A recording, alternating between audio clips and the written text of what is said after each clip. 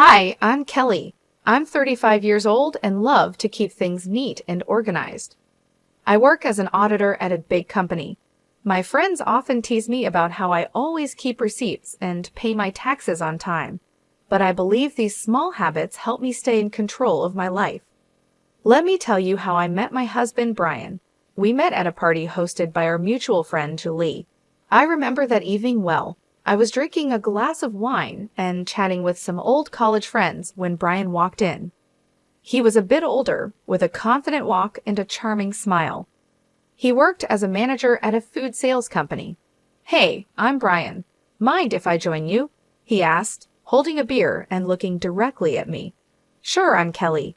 Nice to meet you," I replied with a smile. We started talking, and I was surprised by how easy it was to chat with him. We discovered that we both loved hiking and had a shared passion for classic rock music. A few months into our relationship, Brian invited me to his sister Lauren's barbecue. It was my first time meeting his family, and I was a bit nervous. When we arrived, Lauren greeted us warmly, but her 5 kids were a different story. They were running around, screaming, and throwing toys everywhere. "Hey Lauren, this is Kelly," Brian said, introducing me. "Nice to meet you, Kelly. These are my little rascals, Paul, James, and Helen," Lauren said, barely holding onto James, who was trying to squirm out of her grasp. "Nice to meet you all," I replied, trying to hide my discomfort. As the evening went on, the kids got wilder. They were climbing on furniture, throwing food, and yelling at the top of their lungs. I looked at Brian, hoping he would say something, but he just smiled and shrugged. "Aren't they just full of energy?" he said with a chuckle. I forced a smile and said, "Yeah, they sure are." As Brian and I got closer, we started talking about our future together. He proposed to me during a hike on top of a beautiful hill overlooking the valley. It was simple and sweet, just the way I liked it. Our wedding was lovely, except for one little problem: Lauren's kids. They were running around, making a mess, and being loud. Lauren didn't seem to mind, and Brian thought it was funny. "Look at them, they're having so much fun," Brian said, laughing as he watched them spill drinks and toss food around. "Yeah, but they're also making a huge mess," I replied, trying to keep calm. "Oh, come on, Em, they're just kids. Let them enjoy," he said, shrugging it off. I didn't want to spoil our special day by arguing, so I let it go, hoping things would get better once we settled into our new life together. After we got married, Brian and I decided to buy a house. We had been living in a rented apartment, but we wanted a place of our own. I was really excited about this new chapter in our lives. One evening after work, Brian and I sat down to talk about our finances and how we would manage the costs for our new home. "Kelly, we need to figure out how we're going to split the costs," Brian said, leaning back on the couch. "Yeah, I've been thinking about that too," I replied. "I can handle the furniture, appliances, and some art pieces. What about you?" "Well, I was thinking I could buy you a new car. I know your old one is giving you trouble," Brian suggested. I was surprised and happy. "Really? That would be amazing. My car is practically falling apart." "Yeah, I've seen it struggle. It's time you had something reliable," he said with a smile. We started house hunting right away. After a few weeks of looking, we found a beautiful house that we both loved. It was a bit expensive, but we decided it was worth it. Moving in was a busy process, but I was excited about decorating our new home. I spent a lot of time picking out furniture and appliances, making sure everything was nice and stylish. One Sunday, Brian surprised me with a new car. It was a sleek, shiny sedan, and I was thrilled. "Brian, this is incredible. Thank you so much." I hugged him tightly and exclaimed, "Thank you so much, Brian. This means a lot to me." "You're welcome, Kelly. You deserve it," he said, looking proud of himself. As we settled into our new home, things seemed to be going well. We both enjoyed our jobs and loved coming home to our cozy house. But small things started to bother me. Brian's laid-back attitude, which I once found charming, was beginning to annoy me, especially when it came to household chores. "Brian, can you help me with the dishes tonight?" I asked one evening after dinner. I had a long day at work. Can't we just leave them for tomorrow?" he replied, looking at me with pleading eyes. "Brian, we can't keep putting things off. I'm tired too, but we need to keep this place clean," I insisted. "Fine, I'll do it," he said with a heavy sigh as he got up from the couch. A few months into our marriage, I started worrying because I couldn't get pregnant. It was really stressing me out. I went to the doctor, and he told me to be patient, that it would happen when the time was right. Still, it was hard not to worry about it. Meanwhile, Brian's sister, Lauren, with her 5 kids, was visiting a lot. Lauren lived in a neighboring state, but you'd think she lived next door with how often she was around. Every time she came over, she'd unload all her problems with her husband on me. It was nonstop. During dinner, while we were trying to relax, she'd be at it, talking about her issues. "Kelly, you won't believe what Richard did this time," Lauren would start, rolling her eyes. "Lauren, can we talk about something else for once?" I'd ask, trying to steer the conversation away from her marital drama. "Oh, come on, Kelly, I need to vent." "You're the only one who understands," she'd reply, not getting the hint at all. And her kids were a nightmare. As soon as they stepped into our house, it was like a circus. They'd run around, fighting with each other, throwing food, and just being loud. After a long week at work, all I wanted was some peace and quiet, but that was impossible with those kids around. "Guys, can you calm down, please?" I'd say, trying to keep my cool as they tore through the living room. "Why are you always so uptight, Kelly?" Lauren would snap at me whenever I tried to get her kids to behave. "They're making a mess, Lauren. I just cleaned the house," I'd respond, feeling my patience wearing thin. "Well, maybe if you had your own kids, you'd understand," she shot back one day, her words hitting me like a punch in the gut. I was shocked by how insensitive she was, especially since she knew how hard I was trying to get pregnant. It felt like a slap in the face, and I couldn't believe Brian didn't say anything to defend me. "Brian, are you going to let her talk to me like that?" I asked, my voice trembling with anger and hurt. "Kelly, calm down. You're making a big deal out of nothing," he said, taking her side again. "A big deal out of nothing? She just insulted me in my own home," I shouted, feeling tears start to form. I was so fed up. I couldn't keep living like this, constantly being disrespected in my own home, with my husband always siding with his sister. It was clear that something had to change, and soon. One Sunday, Lauren showed up with her 5 kids. She dumped them on me and said, "Kelly, I need a break from parenting. I'm going shopping." I couldn't help but chuckle at her mention of parenting. The woman barely knew what that meant. Every time she was here, it was like a zoo. "Fine, Lauren, but you better be quick," I said, already feeling stressed. "Thanks, Kelly, you're a lifesaver," she chirped, grabbing her purse and bolting out the door before I could say anything else. Great, I thought, just what I needed. I was in the kitchen trying to cook dinner. It's a long process, and I like things done right. But with those kids running wild, it was impossible to focus. They were yelling, running around, and making a mess. "Guys, can you keep it down?" I shouted from the kitchen, hoping they'd listen for once. Of course they didn't. Suddenly, I heard a loud crash. My heart sank. I ran into the living room, and there it was, my grandfather's antique Chinese vase shattered on the floor.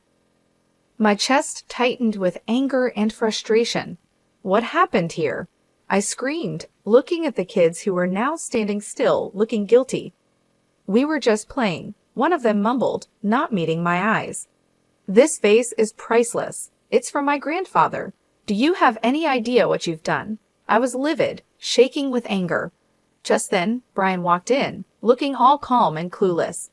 "What's going on, Kelly?" "Your nephews just broke my grandfather's vase. Look at this mess." I pointed at the shattered pieces on the floor. Calm down, Kelly. It's just a vase. We can get it fixed, Brian said, shrugging like it was no big deal. Just a vase? This isn't about the vase, Brian.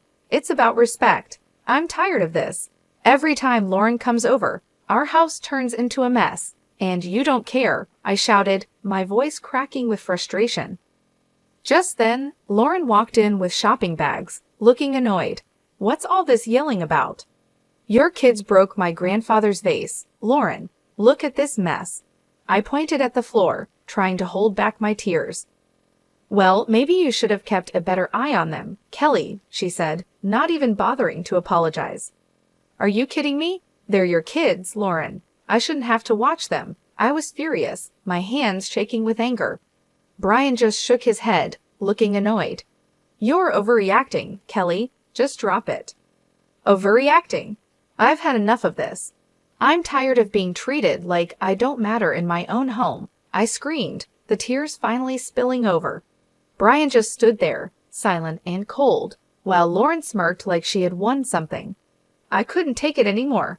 I stormed out of the room, feeling a mix of anger, hurt, and betrayal. We've been dealing with Lauren and her kids' chaotic visits for months, but I had no idea what was coming next. One morning, Brian was sitting at the kitchen table, munching on his toast, when he casually dropped a bombshell on me. Kelly, I need to tell you something. Lauren's getting divorced, and she's moving in with us with the kids for a few months, he said, like he was just telling me the weather. I almost dropped my coffee. What? Are you serious? Our house is already a madhouse when they visit for a day. How are we supposed to handle them living here for months? She's my sister, Kelly. She needs our help. You need to be more understanding, he said, looking at me like I was the one being unreasonable. Understanding? I've been more than understanding, Brian, but this is too much. Why can't we rent a place for her nearby? I'll even pay for the first month's rent, I suggested, trying to keep my cool. No, she'll be better off here. Plus, you can help with the kids and keep things clean, he said like it was the most obvious thing in the world. I'm not a babysitter, Brian. I work too, and I need to relax when I get home. I said, my frustration boiling over. Stop being so selfish, Kelly. It's family, they need us, Brian said, his tone getting sharper. I'm not being selfish, Brian. I'm just asking for a fair solution. I don't want my life turned upside down, I said, feeling my anger rise. Well, they're coming tomorrow evening, so you better get used to the idea, he said, standing up and leaving the kitchen. I couldn't believe it. I felt completely blindsided and betrayed. The next morning, I woke up early, still fuming from our argument. I got dressed for work and went to grab my car keys, but they were nowhere to be found. When I called Brian, he answered, sounding way too calm for my liking. I took the car. It's mine, remember? I'm giving it to Lauren so she can use it for the kids, he said. I was stunned into silence for a moment. You're giving my car to Lauren? Are you serious right now? It's not your car, Kelly. I paid for it, and she needs it more than you do, he said, sounding matter-of-fact. That's the last straw, Brian. You've taken everything from me, and I'm done, I said, my voice shaking with anger. What are you talking about? Don't be dramatic, Kelly, he said, clearly not understanding. I stood there in the hallway, holding my phone, unable to believe what was happening. It felt like a nightmare I couldn't wake up from. How had things gotten so bad? I picked up the phone and called a moving company. Hi, I need a team to move some furniture and appliances today. It's urgent. The movers arrived a couple of hours later. I showed them around the house, pointing out the items to be moved. Take everything, the beds, sofas, chandeliers, even the faucets in the bathroom. The movers got to work, and soon the house started to look empty. I felt a strange sense of relief watching them carry out each piece of furniture. As the last item was loaded onto the truck, I directed them to my mom's house. Everything goes there. Thanks for the quick work, guys, I said, handing them a tip. With the house now bare, I grabbed my essentials and headed to my mom's place. A few hours later, my phone started buzzing. It was Brian calling repeatedly. I ignored the calls, feeling a mixture of anxiety and empowerment. That evening, there was a loud knock on my mom's door. I opened the door to find Brian standing there, looking furious. "What the hell, Kelly? What did you do?" he shouted as he stormed into the living room. "I took my stuff, Brian. You took the car, so I took what I bought," I said, keeping my voice calm. "This is insane. You stripped the house bare. Where are Lauren and the kids supposed to sleep?" he yelled, his face red with anger. "That's your problem, Brian. You made this mess. Now you deal with it," I replied, crossing my arms. "You're a thief, Kelly. You stole everything," he shouted, waving his arms around. "I didn't steal anything. Here are the receipts," I said, pulling out a folder and showing him the proof of purchase for all the furniture and appliances. He looked through the receipts, his anger turning to frustration. "Fine, Kelly. If this is how you want to play it, I'll file for divorce." I took a deep breath and handed him a stack of papers. "Already done. Here are the divorce papers. Sign them, and we're done." He stared at the papers, his face pale. "You're really serious about this, aren't you?" "Dead serious, Brian. I deserve better than this," I said, feeling a strange sense of calm wash over me. He took a pen from his pocket, signed the papers without another word, and handed them back to me. "Fine, Kelly. Have it your way." I watched as he turned and walked out of my mom's house, the door slamming behind him. I stood there for a moment, feeling a mix of relief and sadness. It was over, and I knew it was the right decision. That night, I sat down with my mom and talked about everything that had happened. She was supportive and agreed that I had made the right choice. "Kelly, you've been through a lot. It's time you focused on yourself and your happiness," she said, giving me a comforting hug. "Thanks, Mom. I just need some time to figure things out," I replied, feeling a weight lifted off my shoulders. Over the next few days, I started to settle into a new routine. I began organizing my new space at my mom's house and planning my next steps. It was a fresh start, and for the first time in a long time, I felt hopeful about the future. I knew the road ahead wouldn't be easy, but I was ready to face it. I had taken back my life, and there was no turning back. After divorcing Brian, we sold our house and split the money. It was time to set up my own place. My mom's house was great for a while, but I needed my own space. One afternoon, I was sitting in the kitchen with my mom, looking at listings on my laptop. "Mom, I think I found a place that looks perfect. It's a small apartment downtown, close to work," I said, showing her the pictures. She looked over my shoulder and smiled. "That looks nice, Kelly. Have you called the realtor yet?" "Not yet, but I'm going to do that right now," I said, feeling a bit excited. I dialed the number and waited for the realtor to pick up. After a few rings, a friendly voice answered. "Hello, this is Larry. How can I help you?" "Hi, Larry. My name is Kelly. I'm interested in the apartment you have listed downtown. Is it still available?" I asked, crossing my fingers. "Yes, it's still available. Would you like to schedule a viewing?" he replied, sounding hopeful. "Absolutely. How about tomorrow afternoon?" I suggested, trying to sound calm. "That works for me. I'll see you at 4 p.m., Larry said before we ended the call. The next day, I headed downtown to meet Larry and check out the apartment. When I arrived, he was waiting outside the building with a friendly smile on his face. "Hi, Kelly. Nice to meet you. Let me show you around," he said, shaking my hand. The apartment was small but cozy, just what I needed. It had a nice kitchen, a spacious living room, and a small balcony with a decent view of the city. "This place is perfect, Larry.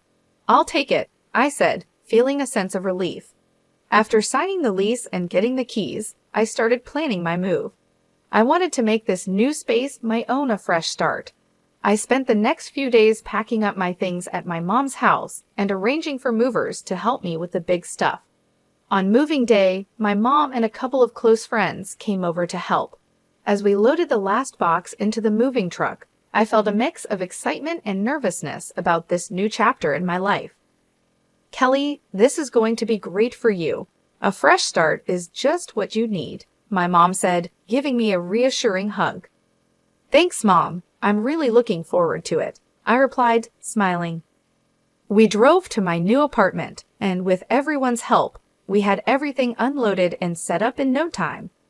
As I looked around my new space, I felt a sense of accomplishment and excitement for what lay ahead. I looked around my new place and felt a sense of pride and peace. It was the start of a new chapter, and I was ready for it. That evening, I invited my mom and friends to stay for dinner to celebrate the move. We ordered pizza and sat on the floor, surrounded by boxes and laughter. "Cheers to Kelly and her new place," my friend Julie said, raising her glass of soda. "Thanks, guys. I really appreciate all your help and support," I said, feeling grateful. As the night went on, we talked and laughed, and for the first time in a long time, I felt truly happy and free. After the party, as I sat on my balcony looking out at the city lights, I thought about everything I had been through and how far I had come. I was proud of myself for taking control of my life and making the changes I needed.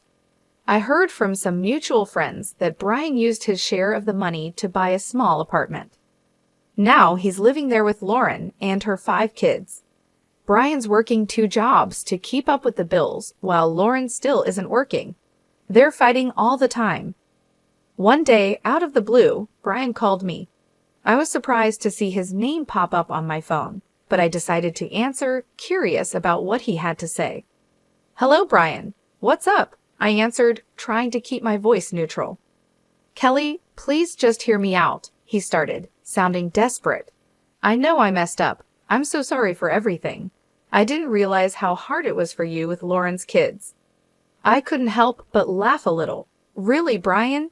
You're realizing this now, after all this time?" "Yeah, I know it's late, but I'm serious. I've been thinking a lot, and I miss you. I miss us. Can we start over? I'm ready to move into your apartment and make things right," he said, his voice almost pleading. I chuckled, shaking my head in disbelief. "Brian, you've got to be kidding me. You think you can just waltz back into my life like nothing happened?" "Kelly, I'm serious. I'll do whatever it takes. I'll even take on more work to make it up to you," he said, sounding more desperate. "Brian, I've moved on. I'm happy now. I'm not looking to go back to that mess," I replied firmly. "Come on, Kelly. We can make it work this time. I've changed," he insisted. I sighed, feeling a mix of pity and frustration. "Brian, it's over. You need to focus on your life and your family." "I'm not interested in going back to that chaos," I said, trying to stay calm but firm. "Kelly, please, I'm begging you," Brian said, his voice breaking with desperation. "Brian, no. I've found peace without you, and I'm not giving that up," I said, standing my ground. "Take care, Brian. I hope you find your way." I hung up the phone, feeling a strange mix of relief and closure. It was clear that Brian was struggling, but I couldn't let his problems drag me back into a situation I had worked so hard to escape. Later that day, I met up with Julie for coffee and told her about the call. We sat in our favorite little cafe, the aroma of fresh coffee and baked goods filling the air. "You won't believe who called me today," I said, rolling my eyes as I stirred my coffee. "Who?" Julie asked, raising an eyebrow and leaning in with curiosity. "Brian. He actually begged me to take him back and let him move into my apartment," I said, shaking my head in disbelief. Julie burst out laughing, nearly spilling her coffee. "Are you serious? What did you say?" I told him no, of course. "I'm not going back to that mess," I replied, smiling at the absurdity of the situation. We spent the rest of the afternoon chatting and laughing, and I realized just how far I had come since my life with Brian. I had built a new life for myself, one that was peaceful and fulfilling. I wasn't going to let anyone take that away from me. The cafe was a cozy spot, with warm lighting and soft music playing in the background, creating the perfect setting for our heart-to-heart conversation. As the sun began to set, casting a golden glow over the city, we decided to take a walk along the river. The cool breeze was refreshing, and the sound of water flowing gently against the banks added a calming effect to our stroll. "I can't believe how much has changed in just a few months," I said, looking out over the water, the lights from the buildings reflecting off the surface like tiny stars. "You've come a long way, Kelly. I'm really proud of you," Julie said, giving me a supportive pat on the back. "You're stronger than you think you know." "Thanks, Julie. I feel like I've finally closed that chapter of my life," I said, a sense of relief washing over me as we continued to walk. "I'm ready to move forward with confidence and joy." The next few days were busy but fulfilling. I started to settle into a new routine and began organizing my new space at my mom's house.